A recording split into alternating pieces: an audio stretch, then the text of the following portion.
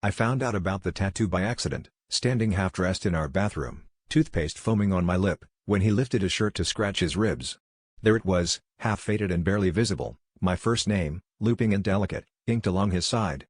At first, I laughed and shoved his shoulder, but something about the handwriting twisted my stomach. I'd seen it before, 1,000 times, on birthday cards, sticky notes, the bottom of grocery lists.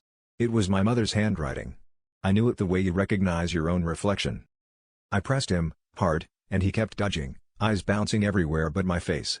That's when the fighting started, shouting, hands in hair, the word "why" over and over.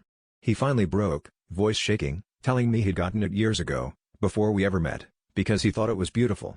He'd found the handwriting in an old book at some thrift store, he said. But that made no sense.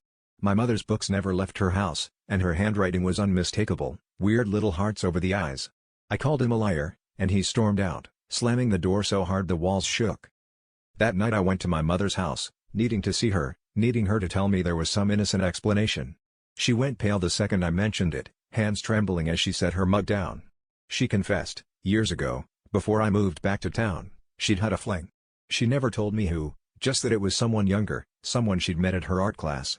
My head spun as I realized the overlap, the timelines, the possibility that my boyfriend had been with my mother first, and that he'd gotten her handwriting tattooed on his body because she'd meant something to him before I ever did. I confronted him the next day, and he didn't deny it. All those late nights, all those weird silences and half-truths, suddenly they made sense. I broke things off right there, but I can't shake the feeling that I was never really his, just a replacement for someone he'd already lost.